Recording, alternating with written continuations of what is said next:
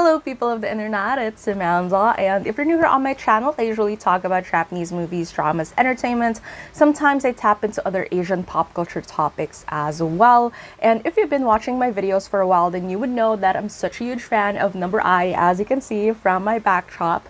But today we're not really going to be talking about their music releases and stuff like that. I'm here to talk about something completely different in a way. We're shifting the gears a little bit. I'm going to be discussing more of their endorsements, brand engagements, and stuff like that from a PR marketing perspective. The reason why I wanted to make this video is I don't usually talk about my professional background here on my channel. I like separating my job from my hobby, which is making YouTube videos. But I have a background when it comes to fashion and beauty industry.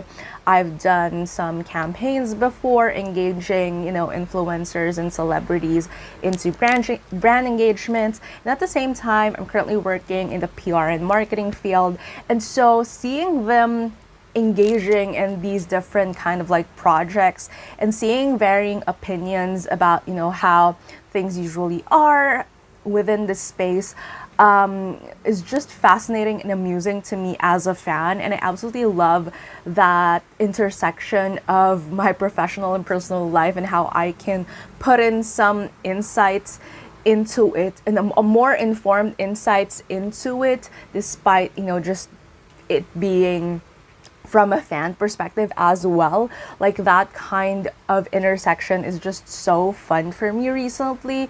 And of course, like, my experience and some of the things that I'll be discussing in today's video wouldn't exactly be 100% accurate or applicable to whatever the engagement that they are doing right now, because obviously I don't know the specifics when it comes to their engagement. So I'll be talking more from a personal experience standpoint as to how these engagements go, and probably just some general practice within the industry that I know about, and just gonna be analyzing it from that perspective.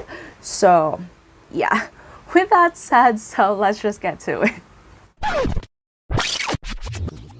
Now, I know that this video is a little bit self-indulgent, but I don't know, like, if there's someone out there who's just curious about it, then that's why we have this video.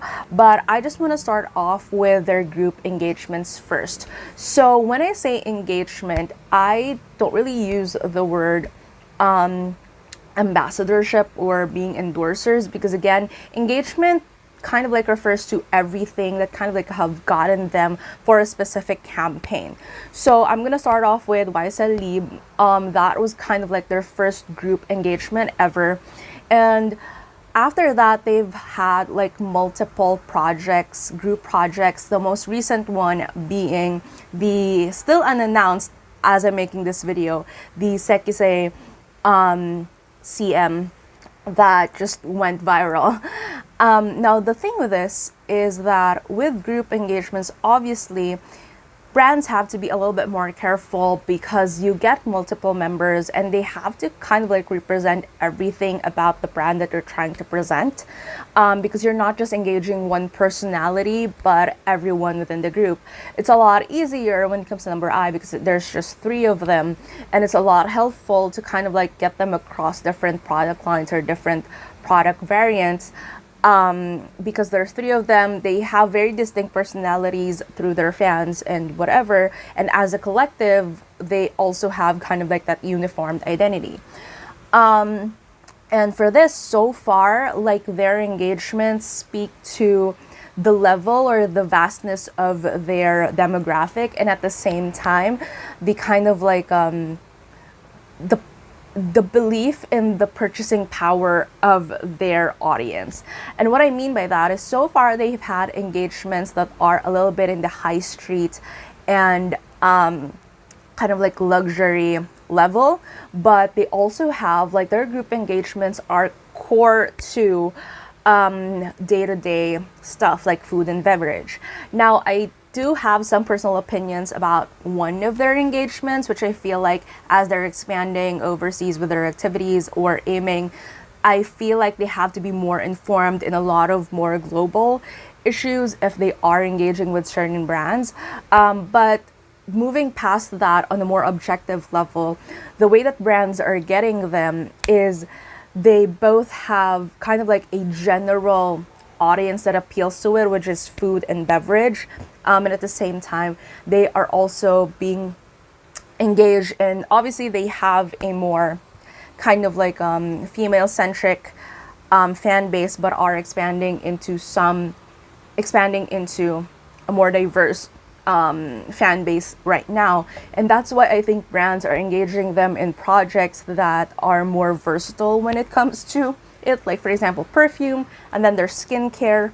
But on that aspect, it's still within the more high street and luxury kind of like price point, knowing that their fans would really invest in something if they endorse it. And that takes a lot of planning from the brand's end, a lot of strategy to get ambassadors and kind of like endorsers who you think that their fan base would be willing to spend this amount of money, especially if it's not just a drugstore brand. So it's quite interesting for me regarding that, direction. Now, in terms of the Sekisei CM, just to put it out there, like my perspective of it is they launched that TV commercial on a channel or on a program that isn't as typical for any of No. I's like usual audience to tune into, but it's still spread anyway. And I think that is exactly playing into the strategy that they want for this. It's a test of the group's influence and the way that fans are responsive towards, because a TV commercial is not an accident. A digital campaign can be an accident and can be launched accidentally, but TV campaigns, on the other hand, it's planted there. And I've seen a lot of discourse about, whether or not they should wait for official announcements and stuff like that. There's nothing unofficial about it being launched in a TV commercial. And it is a test in terms of how much the product would resonate immediately, when you do that. And another thing is, it's just a strategy. All these kind of like quote unquote leaks in a sense, especially if it's not a digital campaign, which also happened before with Shaw's previous Kosei campaign, where it wasn't announced yet, but one of the stores put up the sign already or something like that. And with that level of, these types of things, they are very intentional. And it happens usually even with media partners or stuff like that, especially if it's not an official source. You receive press releases with an embargo date, and an embargo date is kind of like you can't post about it up until the embargo date. But so if someone else kind of like leaked that information, then that's kind of like breaking embargo. There's not really a lot of harm in doing that other than breaking the news first and kind of like whether or not the brand would trust you again in terms of their launches and releases. But other than that, usually if it's to the scale of a commercial leaking out before an official announcement, it is strategy, and that's just how it works. It's a tactic. So I don't think there has to be any kind of like issue when it comes to that. But anyways, I think, again, it's just a matter of testing out whether or not this commercial would resonate with people, and to what extent will that cause buzz for when the actual announcement happens. And I think the reason why they did it as well is because they're not afraid that during the announcement, because people already know about it, no one's going to care. They know that given the history of No. I and all these three, whenever they have endorsements, is that when you tease something, fans are more likely to anticipate it, and therefore it delivers the effect that they really want to, thus leaking that particular TVCM. So yeah. Now, moving on to solo works, I'm gonna start with Jin first, because I've seen some talk about it, especially after the announcement of Kishi's Hibikare campaign, that, Jin is the only one who still hasn't had like any solo commercials and stuff like that, which I find funny because, again, when it comes to these things, I understand that having a regular commercial is a big deal, but we also have to take into consideration the solo engagements that Jin has been getting lately. I'm talking about the one with Lazare, Mikimoto, and Harley Davidson. Now, specifically for those three, it puts Jin into a very specific niche and genre, which I think is advantages for him as well. And the reason for that is because out of all three of them, Jin has this image of he's very vocal about his love for vintage, for denim, all these other things. Not the most accessible and at the same time affordable kind of like hobbies. And therefore, it puts him into this kind of like level when it comes to like putting ambassadors in categories, So now with Jin, it didn't come as a surprise when a jewelry brand got him for a campaign, like the first one being Lazare. It didn't surprise me because to me, because of Jin's being very open about his hobbies and stuff like that, it gives me the impression that he has this very luxe image to him, and therefore it doesn't come out of left field for him to be engaged in a jewelry campaign. And what I love about No.Ⅰ so far, and I'll talk more about this once we enter, the discussion with Kishi, is so far all of their engagements resonate with their image individually and as a group as well. And for Jin, again, as I mentioned, because he has this very kind of like bougie vibe to him, with his hobbies being, again, vintage and also motorcycles, all these other things, non-cheap hobbies. And he also has this kind of like aura to him that he can switch between manly and sometimes very classy and elegant. It just makes sense that he got into, and Lazare, despite not being as popular as, say, other jewelry brands, as the easiest I can think of is Swarovski when it comes to diamonds, Lazare is its own category because it is kind of like a legacy brand. They kind of like pioneered the perfect diamond cut, and there's a lot of like history and legacy to the brand in itself. It's quite interesting that they got Jin for the campaign because Lazare is kind of like, it's a if you know kind of brand. And then moving on to Mikimoto, which again is another interesting engagement because not only that they engage him for a digital campaign and like an actual editorial campaign, they also flew him to Paris for a press preview. That doesn't happen if you're just an ordinary kind of like KOL or key opinion leader or endorser for a brand. And what I mean by that is within the industry, whenever you're engaging people, sometimes you put them into categories and levels. And for some, with a certain level of influence, you kind of like just put them on the press list, send them a couple of products, and they would post about it. Or you can do a local campaign with them, small engagement, stuff like that. Next is you can do like a campaign with them, all whatever. But for you to engage someone for a brand trip, especially if they're not a spokesperson or an official ambassador of the brand, that means something because you're getting a lot from that. You know that you're gonna get earned media value, aka, if you engage them with this, what would be the equivalent of the amount of traction that they would be getting for your brand versus if you advertise yourself, all these other technical stuff. But overall, you are looking at the return of investment that you're putting into someone because you're paying for their airfare, their arrangements, their hotels, everything. And basically just them going there and talking about your product as well. You're paying for all of that. And brand trips, especially for luxury brands, don't just happen. And for Jin to be able to be engaged in that particular thing, a press preview for Mikimoto, that's a big deal.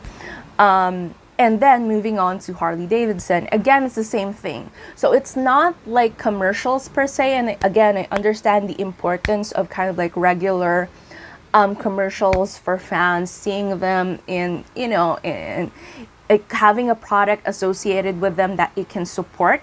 But then at the same time, these singular engagements should not be counted in a sense. And then again, as I'm saying, Harley Davidson, again, all these three brands kind of like resonate so much with Jin's personal branding, especially Harley Davidson. And I know that these brands are not something that fans kind of like easily access in a sense as compared to, say, a product or like a makeup product, a lipstick, all these other things. But it speaks to why brands pick him out for a certain campaign, because they know that it is going to cause buzz for them and it might have a domino effect. And that said, fans wouldn't be buying Harleys, for example, but I've seen fans on my Twitter account buying Lazare diamonds or posting about Lazare or buying Mikimoto jewelry, all these other things, which proves to show that, again, the purchasing power of not just Jin's fans, but Iris in general. So that's definitely something that brands are seeing. And again, even if these are some inaccessible products in a sense, that's Jin's branding or genre at the moment. Like, you put him there and that's kind of like the niche that he's into. And I'm not saying that he would be stuck with luxury brands through and through, but all I'm saying is it's not a bad niche to be associated with, especially since brands are seeing that despite their brands being up here on a luxury level, it's still resonating with fans, especially the jewelry. Curious as to what kind of product Jin would be endorsing on a more regular level, especially given, again, the track record of his solo engagements so far. Now, moving on from Jin to Kishi, speaking of these engagements, I've been looking forward to Kishi's solo engagements for so long because I'm so curious as to what he's gonna get. Again, because I've noticed that with No.Ⅰ, they don't just take endorsements that don't resonate with who they are. And like, for example, I've seen some campaigns where it makes me question why they got that certain person. And because that person is either not really outspoken about using skincare, or that person doesn't, like, there's just a disconnect there, and I feel like they're just banking on that person's kind of like popularity, which again is also a trend within the industry. But at the same time, like, personally for me, whenever I used to kind of like need to pitch influencers to clients before, I try as much as possible to look for someone that resonates to their brand more. But it's still the brand's discretion, obviously, to get whoever they think would work best for their brand. But at the same time, I think, like, I love that most of No.Ⅰ's engagements nowadays speak to, like, it's easy to understand why they're engaging with these brands. And for Kishi, I've been curious because, again, as compared to Jin and Sho, everyone knows that Kishi is the frugal one. And it's kind of like hard to flip that into suddenly Kishi is endorsing something that is super luxury or whatever. It just doesn't make sense for the brand and for Kishi, since, like, you want someone to, and I'm not saying that Kishi, like, because he's done, the YSL Lieb campaign before, and he's also doing Sekisei, which is, again, not the most cheap skincare product. But it's still, like, when it comes to solo works, that's also kind of like different in a sense that we know that Kishi is, when it comes to group works, you can see that it matches more of the value of the group as per se to, again, because you're matching different personalities, and but you're talking to them as, you're using them as a collective, versus when it comes to solo work, it's kind of like, so how do we match this person to this product? And so again, with Kishi being so openly frugal, it's kind of like hard to imagine. And I was thinking, I want him to get like a food commercial or something like that, something that really speaks to who he is, because that's the most effective. Like obviously, even if we put Kishi in a brand that doesn't match him as well, as much, I'm sure that fans would be more than willing to buy those products. But it still resonates very differently if you know that that product matches the ambassador, and in this case, so when Kishi got Hebe Care, I was like, that makes so much sense, because Kishi is known for his hands. He has beautiful hands, and with the product, it's about dealing with cracks and scratches and all these other things. They have a hand care line. It makes so much sense for him, and even the price point, it's very affordable, and there's a lot of like integrity and sincerity in the way that the ad is going to be delivered, because of how fans know Kishi.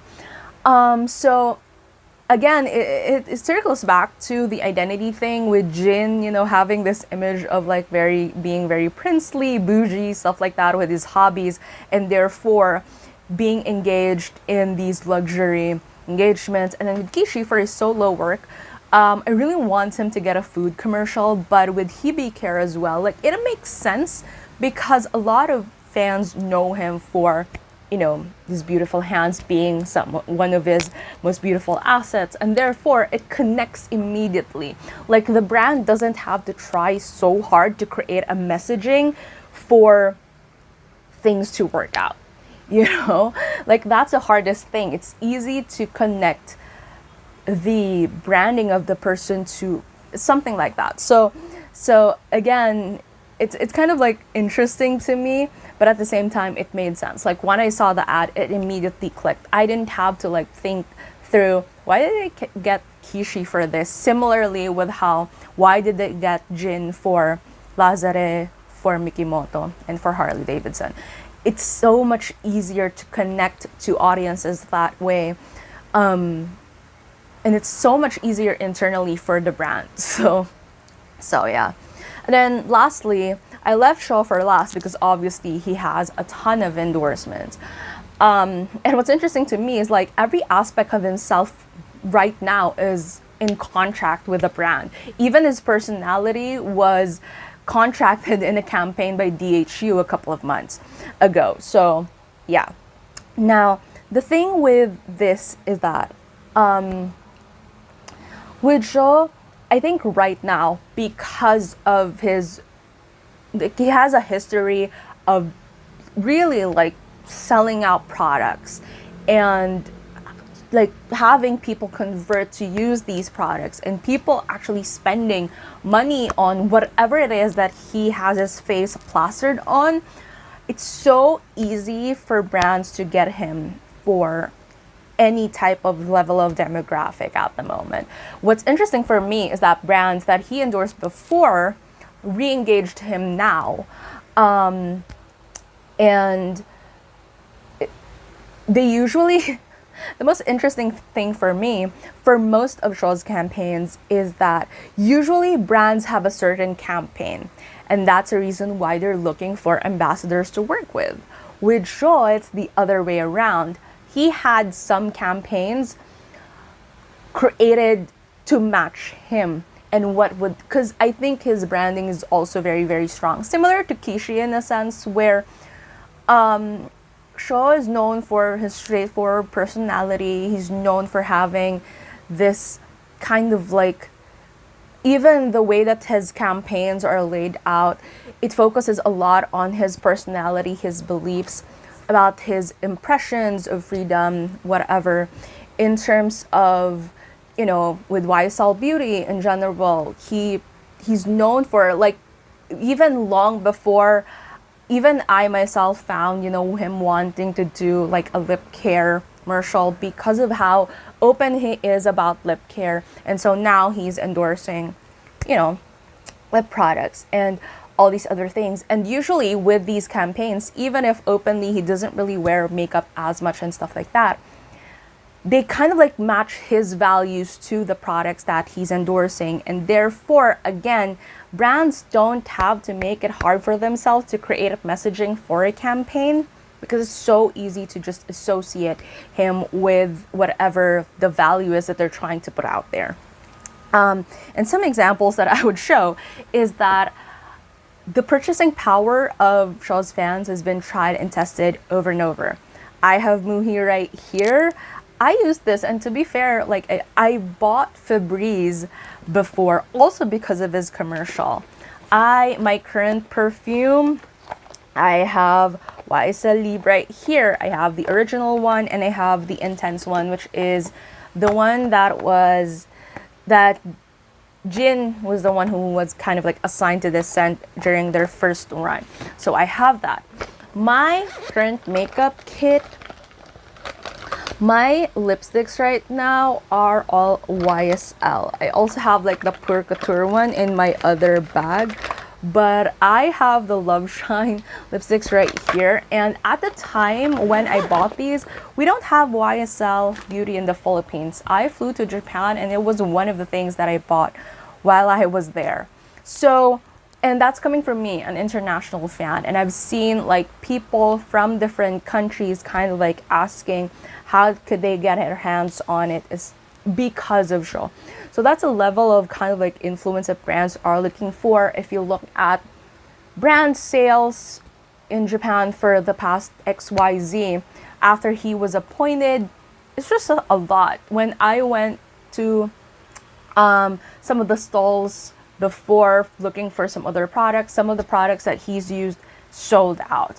Even the people in the beauty counters were kind of like surprised when they found out that I was a foreign fan and I was buying because I saw Shaw's campaign for it. They said that he's really kind of like a global idol, global artist and stuff like that. So again, and it speaks to not just Shaw but all three of them. So far, all of their ads, which I'm really happy about, and I think it's also a deliberate decision on their end to be very kind of like to choose these ads that resonate with their identity as a group. I do hope that they become more mindful about some of their engagements moving forward, because again, as they aspire to expand into a more global kind of like audience-ship and people knowing about them and stuff like that, then they would get to know the endorsements that they're involved with, and therefore they have to be very mindful about being well informed about the brands that they engage with, stuff like that, all these other things. But again, overall, so far, I can see that with the brands, they see them as a group with potential to get through all different demographics. It's not just limited to a mainly female fan base right now. But there is still that kind of like level of distinction. But then at the same time, like right now they're really expanding into having their own niches as well. I think they have all the bases covered, with Jin really having his niche be within that kind of like luxury space, with Kishi being in a more affordable, accessible space, and with Shaw kind of like in the middle of that, being like crossing in between luxury, high street, and accessible brands to his name. And even as a group, that they also kind of like playing within that field of like having like brands with an audience of something more general, like food and beverage, again as I mentioned, and a little bit more luxury, and then something a little bit more high street. So again, it really builds or diversifies, the different types of engagements that they're into, and that speaks to how they are being perceived by brands as well. When it comes to these ads, it's really important in terms of engagement, but at the same time, ROI. Speaking of ROI, what's funny to me is when the Sekete thing blew up, fans started to kind of like bring up Shaw's past engagements with Kose, although it's a different product, and though that product already has like a new endorser to it. And usually with these types of things, there are exclusivity contracts as to just how much you can use an endorser. If their contract ends, you have to take down all of the, stuff like that, which I think No.Ⅰ also has to be mindful about.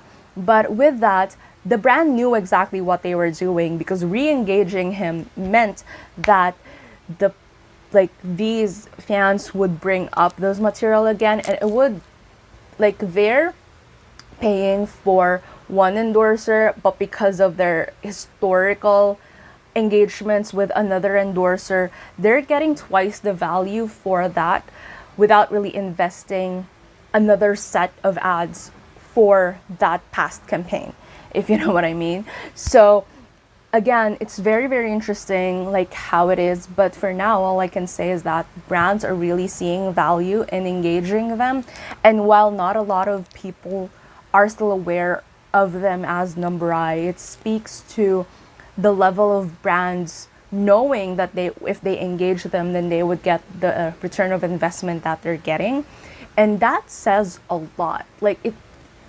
Brands usually won't just get you because they think you're influential. They've done their research and their strategies surrounding that, and if they come to the conclusion that these group of people or them individually would resonate a lot to the messaging that they're trying to come across, then that's only when they're going to invest. And I don't think with the brands that are engaging them right now, they're trying to throw off a risky move of getting them without knowing if they're going to sell, because given their history, brands already know that they're going to sell.